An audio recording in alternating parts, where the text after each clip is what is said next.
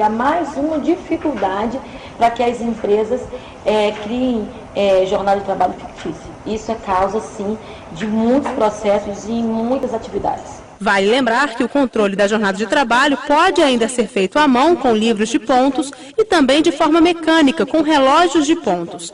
De Brasília, Carolina Monteiro. O prazo para estados e municípios preencherem um relatório de monitoramento de operações, o REMO, sobre as ações do PAC, Urbanização de Favelas, foi prorrogado até o próximo dia 4 de março. O REMO é uma ferramenta disponível na página eletrônica do Ministério das Cidades na internet e que deve ser utilizada para preenchimento de um relatório digital a cada 6 meses para prestação de contas. Para preencher o relatório, as prefeituras e governos estaduais devem acessar www.cidades.gov.br. Devem usar os mesmos login e senha utilizados para apresentar propostas ao PAC 2.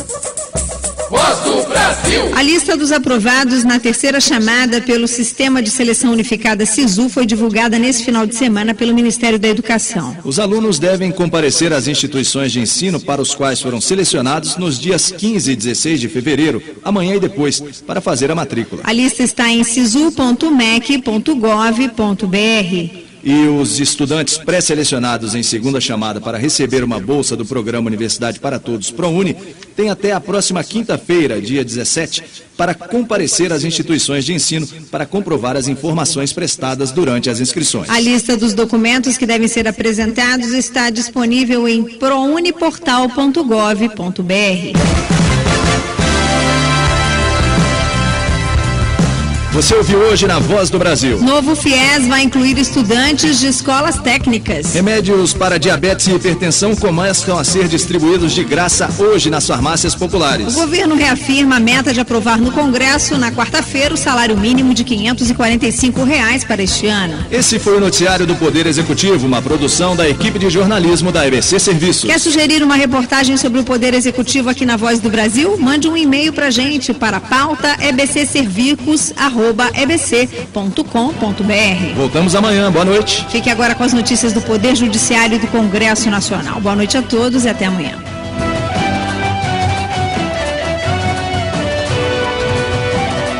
Voz do Brasil.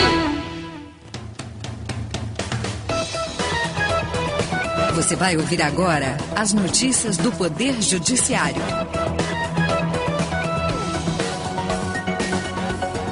Homem preso há 18 meses sem julgamento obtém liminar no STF. Contribuição previdenciária não incide sobre valores pagos a título de aviso prévio indenizado. Liminar do TSE mantém governador de Roraima no cargo.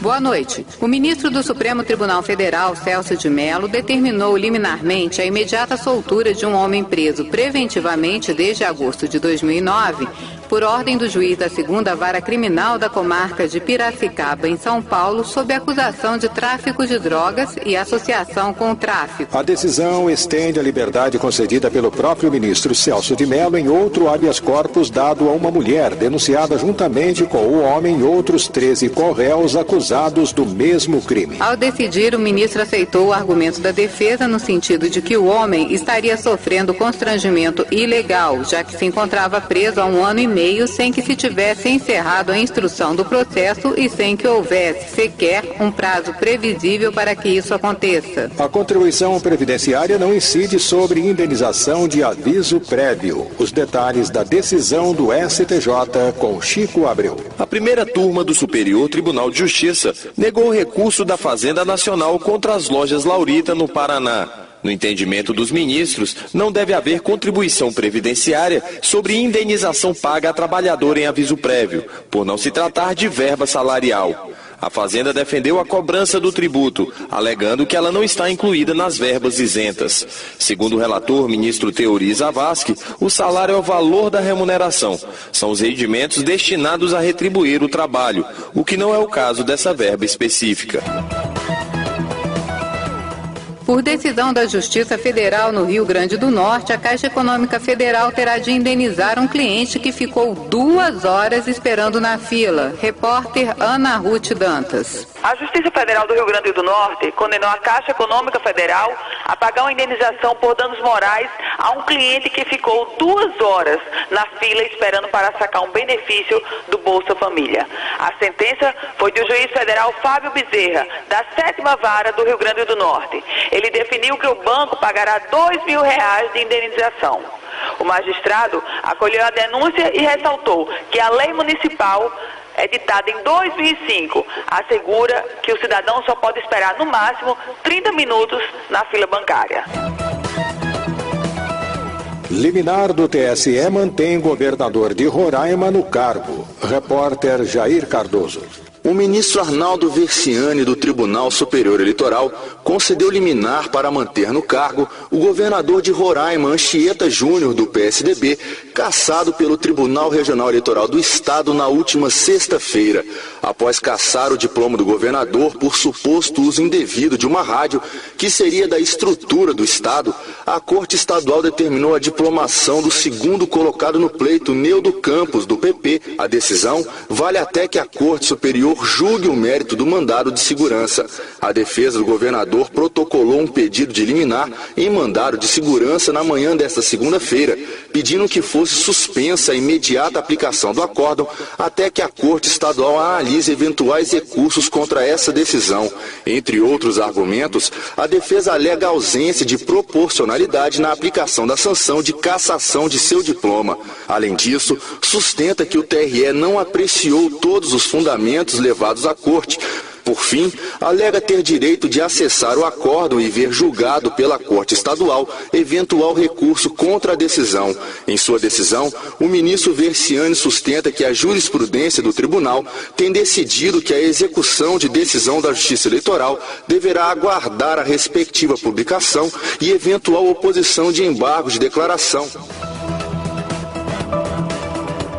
As notícias do Poder Judiciário ficam por aqui. Ouça a Rádio Justiça via satélite Brasilsat C2, frequência de descida 3.649 MHz. Polarização vertical e de áudio 0350. Notícias do Poder Judiciário. Uma produção da Rádio Justiça, Supremo Tribunal Federal.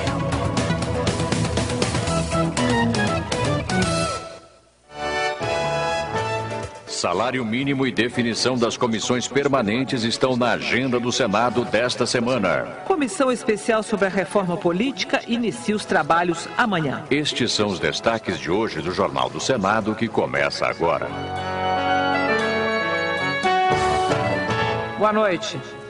O reajuste do salário mínimo e a escolha dos presidentes das comissões permanentes vão agitar o Senado Federal esta semana. A previsão é do líder do governo, Romero Jucá, do PMDB de Roraima, como informa o repórter Rogério de La Fuente. A definição das presidências das comissões temáticas permanentes do Senado Federal deve ser concluída esta semana. A previsão é do líder do governo no Senado, Romero Jucá, do PMDB de Roraima. Ele prevê que a partir da manhã desta terça-feira, algumas eleições sejam feitas e o comando dos colegiados definido. Os partidos estão indicando os membros das comissões e, portanto, esta semana é, sem dúvida nenhuma, uma semana de definição e de implantação das comissões técnicas. O Senado Federal tem 11 comissões temáticas permanentes e, até o momento, apenas a Comissão de Constituição, Justiça e Cidadania, a CCJ, escolheu presidente e vice-presidente. Mas o plenário da Casa também deverá ter uma semana movimentada, principalmente em decorrência de 2 temas, como avalia o líder Romero Jucá. Nós deveremos ter o trancamento da pauta, tem uma medida provisória que está trancando a pauta, vamos definir o relator dessa medida provisória, para que tenhamos a condição de votar provavelmente essa medida provisória na quarta-feira. Além disso, vamos acompanhar a questão do salário mínimo, que será votado na Câmara dos Deputados. Votando na Câmara dos Deputados, nós vamos dar prioridade no Senado também à nova política e o reajuste do salário mínimo. Segundo o senador Jucá, a política de reajustes do salário mínimo e o valor para 2011 deverão ser votados assim que a MP correspondente chegar da Câmara dos Deputados.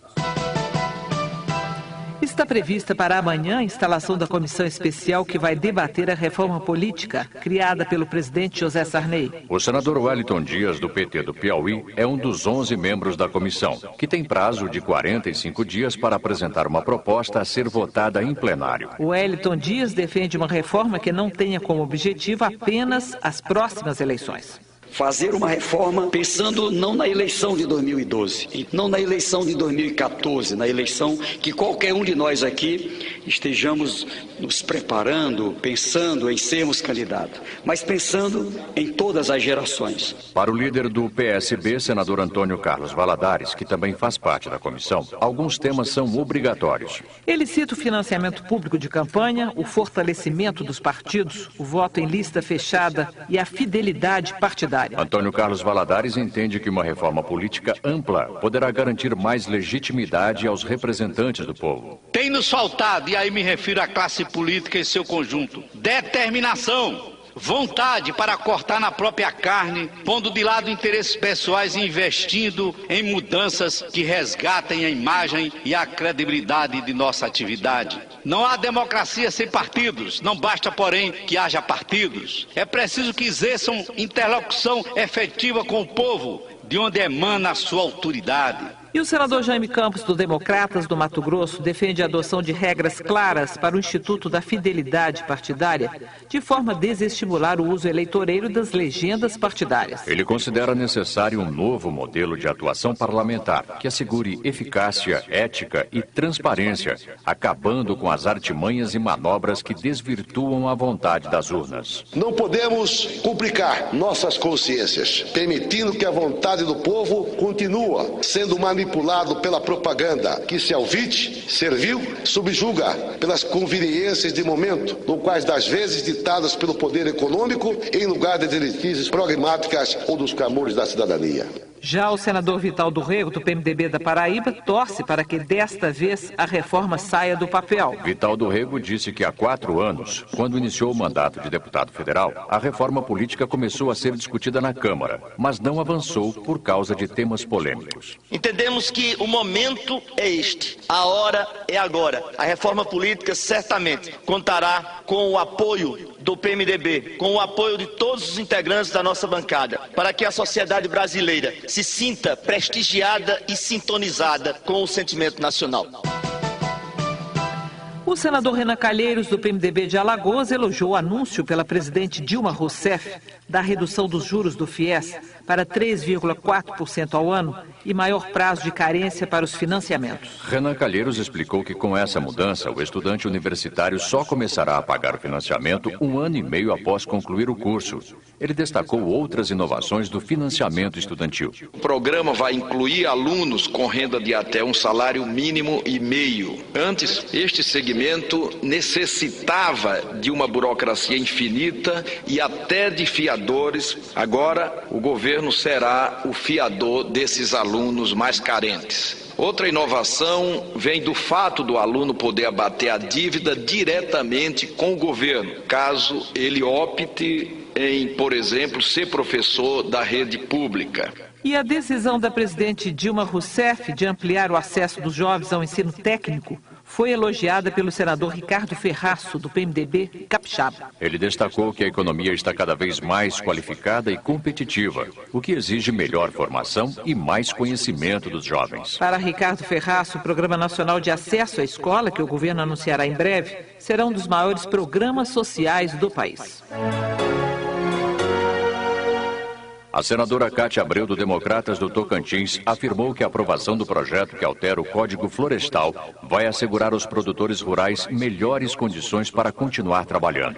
Da forma como a lei regula o setor hoje, milhares de produtores não conseguem empréstimo, porque a área de reserva legal das propriedades é menor do que a prevista. Segundo Cátia Abreu, no passado, quando a lei não previa a área de reserva legal, muitos produtores foram obrigados pelo próprio governo a desmatar e iniciar a produção, principalmente na região norte do país. Se tem alguém em alguma categoria que respeita o meio ambiente neste país, são os produtores rurais, porque nós não produzimos sem água, nós não produzimos em erosão, nós não produzimos com biodiversidade desequilibrada, nós dependemos da natureza para produzir alimentos. Nós somos protagonistas da preservação ambiental. Ninguém pode acusar os brasileiros do campo de ter cometido crimes. E para a senadora Ana Amélia Lemos, do PP do Rio Grande do Sul, apesar de serem os responsáveis pelo superávit na balança comercial brasileira, os produtores rurais são discriminados pelo governo e pela sociedade. Por isso, Ana Amélia Lemos defende uma política agrícola mais justa. Quando se olha a pauta da exportação, lá estão os principais produtos agrícolas. A soja, toda a cadeia produtiva da carne, o etanol, o açúcar, o café, o suco de laranja, o tabaco, todos saem da terra. Mas, em compensação, os nossos produtores não contam com uma política agrícola segura que lhes dê tranquilidade para produzir.